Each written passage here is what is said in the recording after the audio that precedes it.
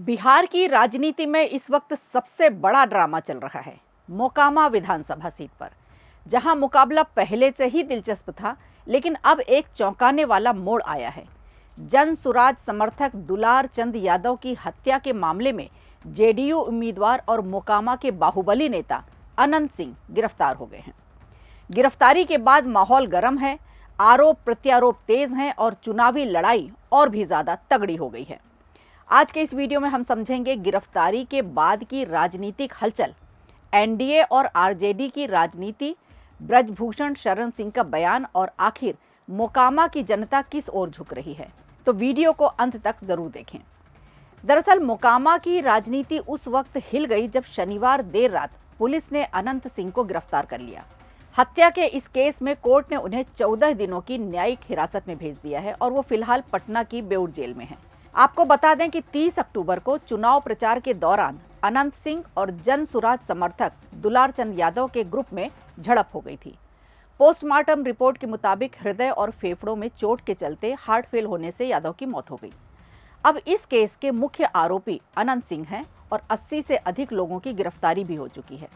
अनंत सिंह के जेल जाने के बाद एनडीए बैकफुट पर नजर आ रहा था, लेकिन मोर्चा संभाला जेडीयू के दिग्गज नेता और केंद्रीय मंत्री ललन सिंह ने मैदान में उतरते ही कहा कि अनंत सिंह के जेल जाने के बाद जिम्मेदारी और बढ़ गई है।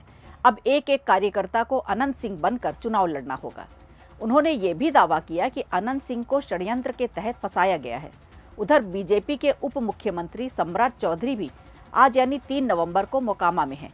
वो रोड शो करने वाले हैं, जिससे पार्टी की पकड़ कमजोर न पड़े और सहानुभूति वोट एनडीए के पक्ष में कन्वर्ट हो सकें। मामले में सबसे तीखा बयान भाजपा सांसद ब्रजभूषण शरण सिंह का आया, जिन्होंने खुलकर अनंत सिंह का समर्थन किया। उन्होंने कहा कि अनंत सिंह निर्दोष हैं, उन पर झूठी एफआईआर की गई है, ये एक साजिश है और इसका फायदा एनडीए को ही मिलना चाहिए। सरकार ने नहीं, एफआईआर के आधार पर उनकी गिरफ्तारी हुई है।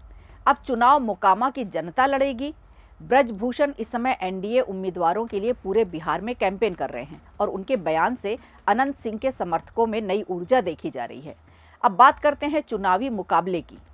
इस सीट पर जंग दिलचस्प इसलिए है क्योंकि मुकाबला है जेडीयू के अनंत सिंह बनाम आरजेडी की वीणा देवी का। वीणा देवी की पृष्ठभूमि भी मजबूत है। वो पूर्व सांसद सूरजभान सिंह की पत्नी है। दोनों ही प्रभावशाली भूमिहार समुदाय से आते हैं। यानी ये लड़ाई सिर्फ राजनीतिक नहीं बल्कि धनबल और बाहुबल वाली भी बन गई है। अनंत सिंह 2005 से लगातार यहां से चुनाव जीतते आए हैं, लेकिन 2022 के उपचुनाव में सीट आरजेडी के हाथ चली गई। इस बार मामला और भी गर्म है क्योंकि एक तरफ सहानुभूति की लहर है, दूसरी तरफ आरजेडी का मजबूत जातीय गणित और तीसरी तरफ जनसुराज फैक्टर। मोकामा में कौन बाजी मारेगा, ये कहना भी मुश्किल है। तो मोकामा का ये चुनाव अब सिर्फ वोटों की नहीं, इमोशंस और इमेज की लड़ाई बन चुकी है।